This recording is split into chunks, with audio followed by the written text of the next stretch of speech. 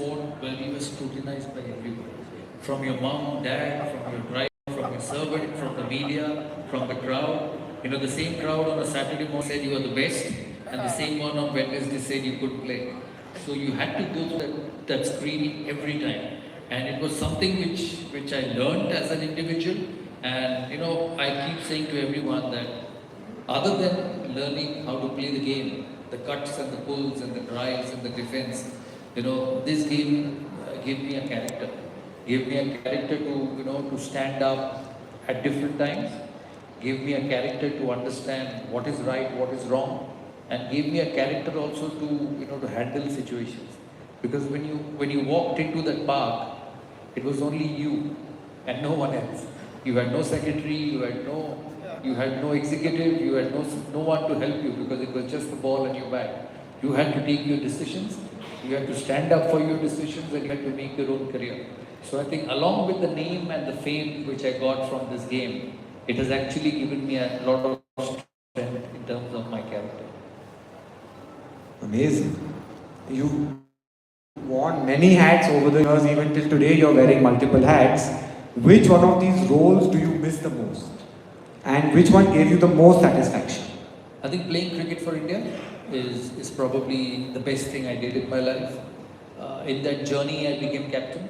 Those 7 years were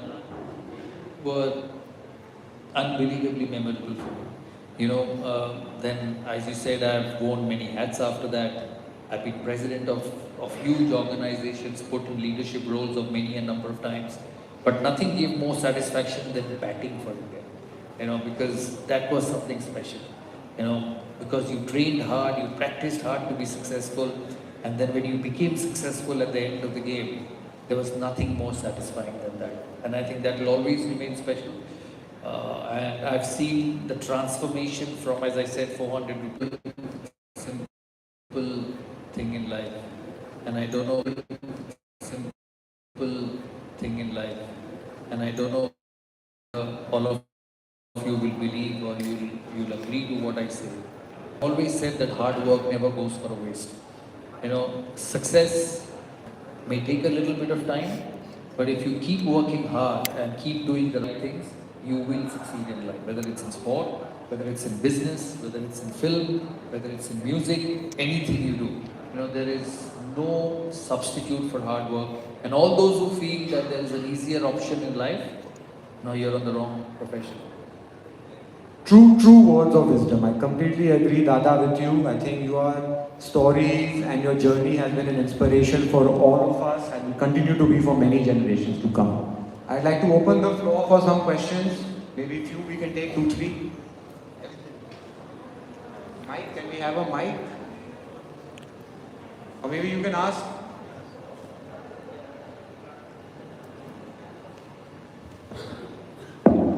Hi, Dada. Hi.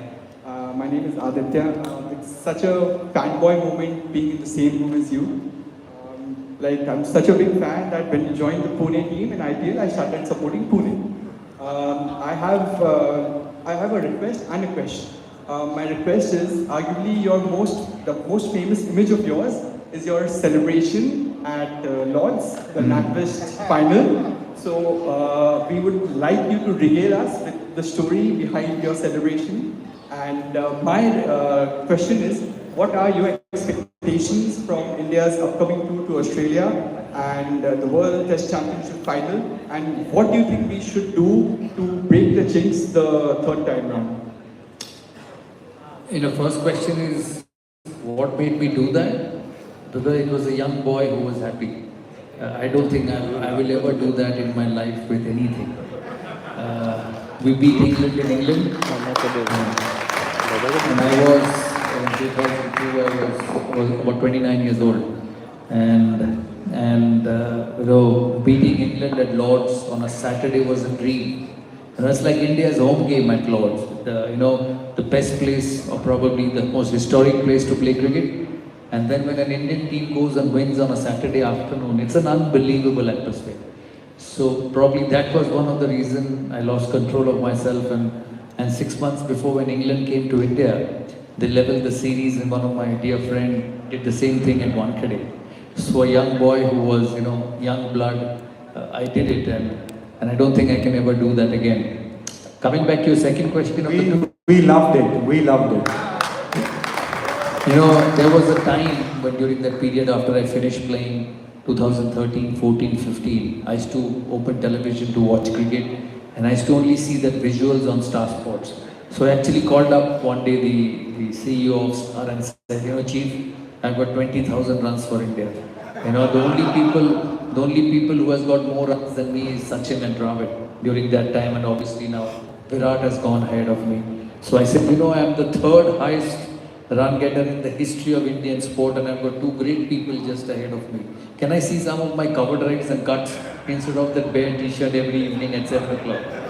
So, they said, oh, I can still show you cover drives, but we can't change that picture.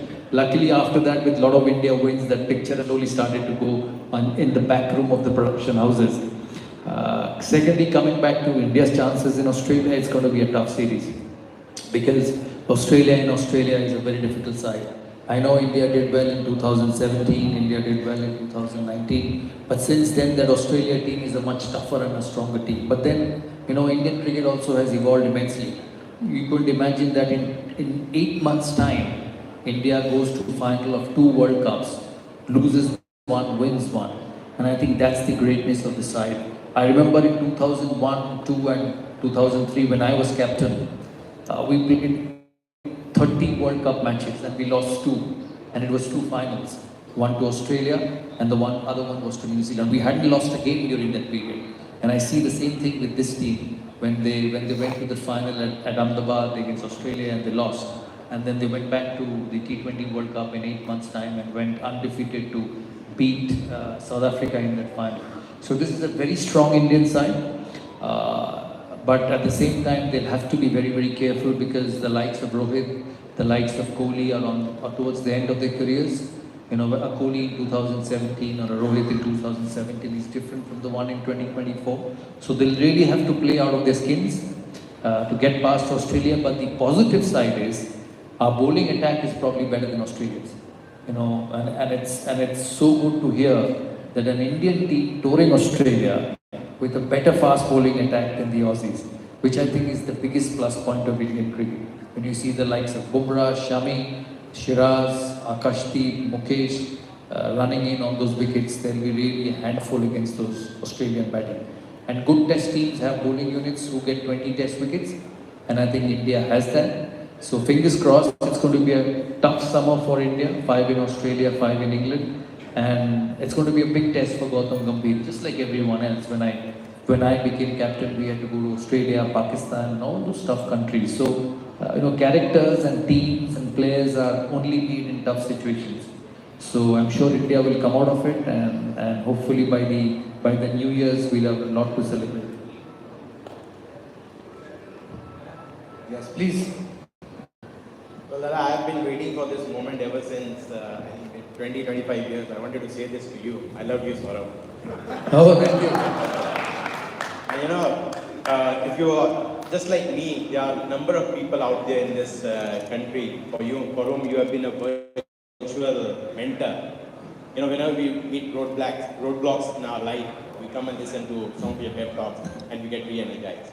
So thank you for that. Thank you. You started Dadagiri very late, but then the Dadagiri of the Indian cricket started under your captaincy when we started to see the dominance of the Indian cricket team on the Australian and the England soil. You made Ricky Ponting wait for the toss. No, I made Steve Waugh wait. You made Steve Waugh wait for the toss. Yeah. I really like to know the thought behind making Steve Waugh wait for the toss, one. And second, there's a lot of talk ever since Saurabh came into the Indian cricket team that who was carrying Saurabh's kit bag ever since he came. And later on, you packed the bags of dominance of the Australian and England cricket team. But who used to pack the kit bag of Saurabh Ganguly in the dressing room? Saurabh Ganguly himself. Don't think these boys are so nice and gentle to pack the captain's kit bag. They don't do it. So I packed my kit bag myself. That's the first one. Second, your first question was Steve Waugh waiting. It was Steve Waugh waiting. It was actually the first time I forgot my blazer in the dressing room. I was so nervous as captain during that series because I had just become captain and Australia were a fantastic side. And we lost the first test in Bombay. We got hammered by Australia. And I knew my job was on the line if we didn't come back and win or even level the series. So coming to Calcutta, we had to pick a squad. I didn't know which spinner to play. Kumble was injured that time. Harbhajan was in his first series. So we were a very young team and I did not know which spinner to pick in that squad. So I was walking into the game, into the toss, with the number 11 not written because I didn't know whether to play Harbhajan or whether to play Venkatpati Raju. And I said, let me get till the end and whatever my gut feel says, I'll put it. So doing that, I forgot my blazer. So I saw Steve standing next to the umpire with his blazer and an Indian captain didn't have a blazer. So I had to wait and go back and get my blazer. And by the time I was 3 or 4 minutes late and Steve was fuming. So luckily I put Harbhajan Singh's name and went into the toss and we lost the toss. Australia batted. But ultimately Harbhajan got 14 wickets that game and we won the test match. So as I say, good things happen by accident also. So, that was the reason. First time he waited and then I realized that after winning the test match, he was very upset because he made us follow on and we came back and won it. And I realized that when I went to Chennai for the third test, it was a different Australian team. So in Chennai, I made him wait deliberately. And I remember we beat them in Chennai, in Chepauk, and we won the series 2-1. It was a huge relief for me. Nahi to naukri us din gaya tha mera. So that was one. And then immediately 6 months later, we went to Australia, where we beat Australia and played outstandingly. I remember before the first test, we had the match referees meeting of the rules and everything. And as me and Steve walked out of the match referees meeting, he took me to a corner. It was his last test series, and he said, this is my last series. Make sure you turn up at toss at the right time. So I said, I used to respect him enormously because he was an absolute champion as a batsman, and he resurrected Australian cricket in his own way. So I told him, Captain, you're somebody who I respect enormously, but if you stop writing about me in the media, I'll be at the toss at the right time. And for the 4 test matches, there was not one article on Saurav Ganguly in the newspaper by Steve Waugh. And I used to be at the toss before him every day. So it was just one of those things which happened. And then I realized that, it was a different Australian team under pressure. We beat them in Australia also, I remember in Adelaide where they got 400 and we came back and beat them. So the first one was an accident and the next one was purpose. So it was just small mind games which happens on sports. One or two more questions we can take.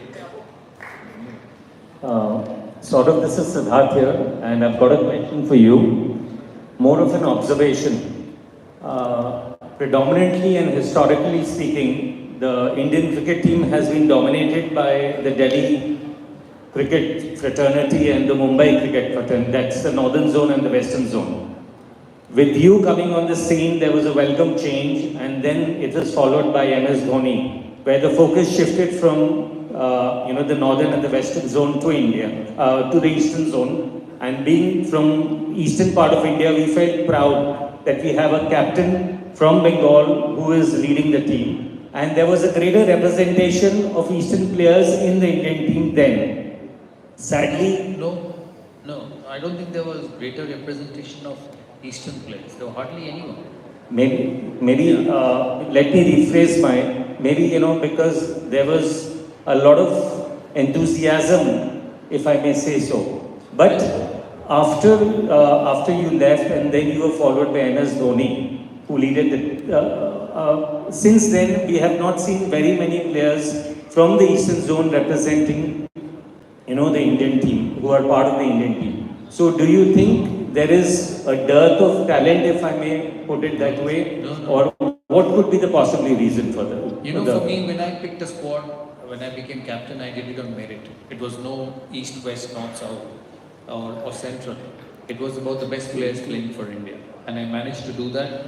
And to be honest, I saw that culture getting into Indian cricket, and when Dravid became captain after me, then Anil came, and then MS Dhoni became captain, then Virat, then Rohit, and the same trend continued.